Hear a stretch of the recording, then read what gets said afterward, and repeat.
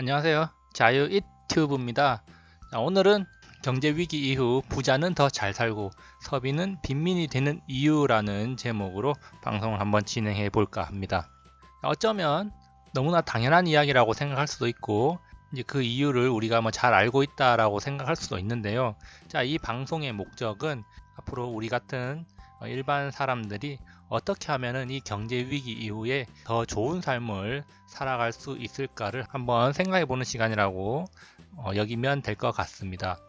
특히 지금 우리나라 2019년 1분기 경제 성장률이 마이너스 0.3%로 나오면서 많은 위기감이 고조되고 있습니다. 작년부터 경제가 어렵다 하다가 지금 거의 절정에 이르렀고, 이 경제라는 게 하루아침에 돌아서는 것이 아니기 때문에 2019년은 힘든 한 해가 될 것이라는 전망이 많습니다. 그렇기 때문에 이 위기를 어떻게 잘 넘기고, 그리고 이 위기가 끝났을 때 그러면 우리가 얼마나 더 좋은 삶을 살 수 있을까를 한번 생각해보는 계기를 한번 마련해 보시기 바랍니다. 그러면 오늘 방송의 순서는 현재 경제 상황에 대한 이야기부터 시작을 할 거고요. 그리고 현재 상황과 일반 노동자, 서민의 관계에 대해서 한번 이야기해 볼 겁니다. 그리고 경기 회복이 되었을 때 과연 서민 및 노동자가 어떤 상황을 맞이할 수 있을 것인가에 대해서 한번 언급을 해볼 거고요. 그리고 부자들은 그렇다면은 왜 더 잘 살게 되는 것일까를 한번 고찰해보고, 위기 이후에 서민은 어떻게 더 잘 살 수 없나를 생각해보면서 앞으로 위기에 어떻게 대처하는 게 좋을지에 대해서 생각해보는 시간을 한번 가져보도록 하겠습니다. 그러면은 그 첫 번째 순서로 현재의 경제 상황입니다. 현재 경제 상황, 오늘 2019년 1분기 경제 성장률이 마이너스 0.3%였다는 속보가 전해졌습니다. 그러면서 이 수치는 글로벌 금융위기 이후 최저를 기록한 건데요. 거의 10년 만에 경제가 최악으로 치닫고 있다. 이렇게 이야기를 할 수가 있습니다. 특히 설비 투자가 마이너스 10.8%였다는 건데요. 이 점은 기업들이 현재 우리나라 국내에 투자를 하지 않는다는 걸 뜻하고, 향후 경제 상황이 여전히 불투명할 것이라는 것을 반영하는 것입니다. 결국에는 이렇게 기업들이 투자를 하지 않는다는 것은 일자리가 늘어날 가능성이 낮다는 걸 시사하겠죠. 그러면서도 지금 제조업 일자리가 계속해서 사라지고 있다는 겁니다. 제조업이 살아나야 일자리가 많다는 건데요. 이런 제조업체들이 해외로 공장을 이전하고 있고, 또한 우리나라 경제 사정이 안 좋아지면서 구조조정을 하고 있는 것도 있고, 심지어 수익성이 안 되니까 그냥 폐업을 한다는 이야기도 자주 들을 수가 있습니다. 이렇게 전방위적으로 일자리 감소가 일어나고 있는데요. 이런 이야기는 지금 당장 2019년에만 나온 것이 아니라 2018년부터 줄곧 나왔다는 것입니다. 이렇게 국내 경기가 이렇게 점점 악화되고 있는데요. 그렇지만 가구당 월 평균 소득을 한번 살펴보면요. 소득 5분위의 경우에는 지금 2018년에 소득이 2017년 대비 소득이 10.4%나 증가해서 가구 평균 소득이 930만 원을 기록했습니다. 근데 이에 반해서 1분위, 소득이 가장 적은 하위 20% 계층은 가구당 한 달 소득이 123만 원을 기록하면서 전년 대비 2017년 대비 2018년 소득이 무려 마이너스 17.7%나 감소하는 것을 기록했습니다. 그리고 소득 2분이 277만 원을 기록했는데, 이 또한 전년 대비 마이너스 4.8%입니다. 즉 소득 하위에 속하는 이런 계층들이 지금 소득이 지속적으로 감소하고 있다는 겁니다. 이렇게 소득이 감소하고 있는 것은 일자리가 줄어드는 것과 연관이 있다고 볼 수가 있는데요. 또 소득 3분위의 경우에도 소득이 1.8% 늘었지만 올해 경제가 또 안 좋기 때문에 이 3분위까지도 소득이 줄어들 가능성이 있다, 이렇게 볼 수가 있습니다. 지금 소득 상위와 소득 하위의 양극화가 커지고 있다는 거죠. 경제가 안 좋아질수록 이렇게 양극화가 커지는 이유 한번 우리가 살펴보도록 하겠습니다. 그래서 결국에는 현재 상황과 일반 노동자 간의 관계를 한번 따져보면요. 제조업의 위기입니다. 제조업이라는 것은 일자리를 많이 창출하는 업종인데요. 이 일자리 감소가 본격화되고 있다. 자, 그러면서 경제 위기를 이유로 인원 감축이 들어갈 것이다. 비정규직 계약 연장을 하지 않을 것이다. 기업체를 운영하는 데 있어서 가장 돈이 많이 들어가는 데가 인건비라고 할 수 있습니다. 그렇기 때문에 기업 입장에서는 경제 위기에 대비하기 위해서 인건비를 줄이는 게 급선무입니다. 그렇기 때문에 비정규직 계약 연장을 안 할 가능성이 높고요. 그리고 부득이하게 구조조정이 들어갈 수가 있겠죠. 무급 휴가를 가야 할 수도 있고요. 그리고 또 한 가지, 신규 채용이 없을 가능성이 높다는 겁니다. 기존에 있는 사람들의 인건비도 줄여야 되기 때문에 새로 사람을 뽑을 리는 없습니다. 그렇기 때문에 결국에는 경제 위기를 이유로 인원이 감축되는 현상이 나타날 것이다. 퇴직하는 사람들이 있어도 신규 채용을 안 할 수도 있다. 이런 말씀을 드리는 바이고요. 자, 이렇게 그러면 인원이 감소됐을 때 그럼 공장으로서는 기존의 어떤 생산량을 유지하기 위해서 공장 자동화 시설을 도입하게 됩니다. 최근에 최저임금이 많이 상승하면서 음식점들이 많이 변하게 됐죠. 서빙하는 사람들이 사라지면서 무인 계산대가 많이 등장을 했죠.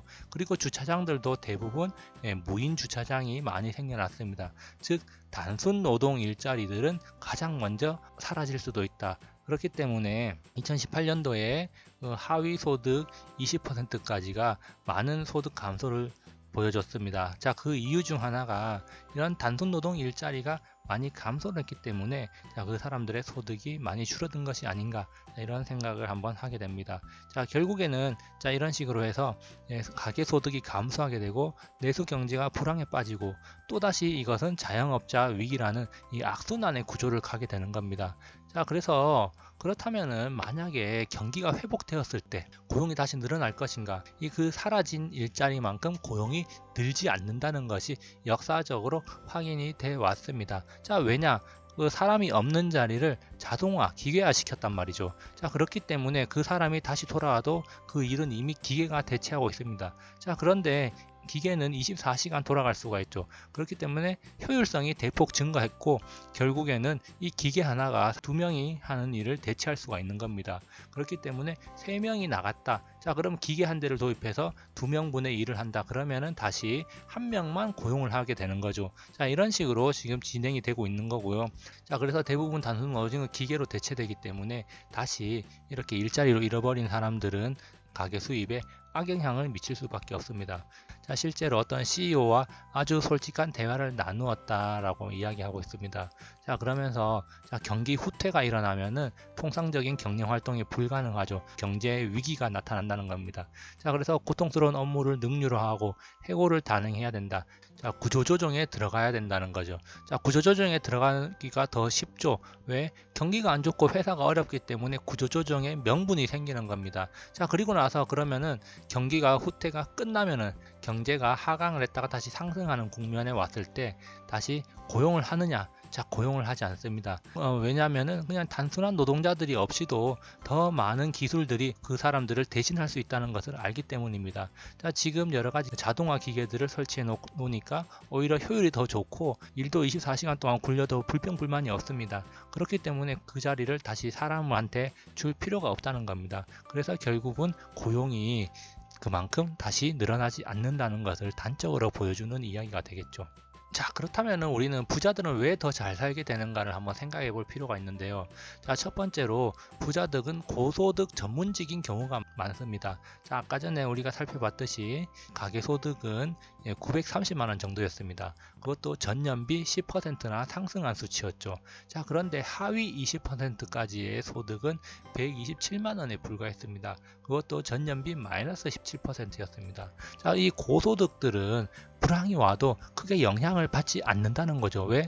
전문직이 많기 때문에 이 불황의 영향을 덜 받는다는 겁니다. 그렇기 때문에 이 경제 위기가 오더라도 상대적으로 불황을 느끼지 못한다고 할 수가 있겠죠.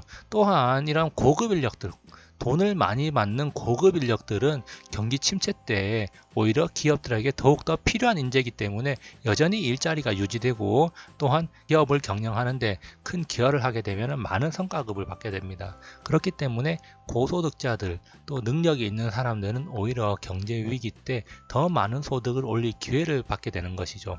네. 또한 기본적으로 부자들은 자산이 많습니다. 돈이 많다는 거죠. 그렇기 때문에 이런 경제 침체 때 투자를 과감하게 단행합니다. 왜?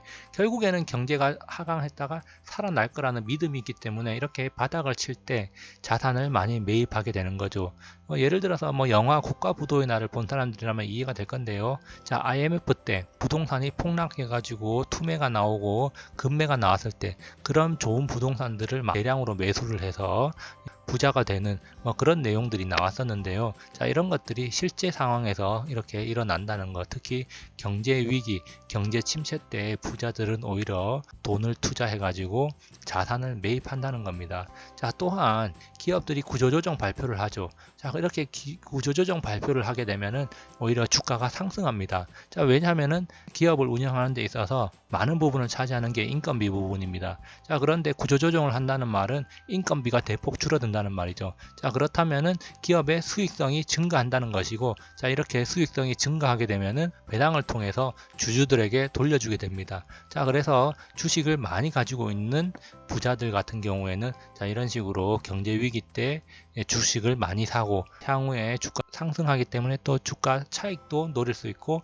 이렇게 배당금도 받을 수 있는 일석이조의 효과를 누리기도 합니다. 자, 그리고 아까도 말했지만 자, 부동산 투자를 해서 이렇게 실물 자산을 매입한다.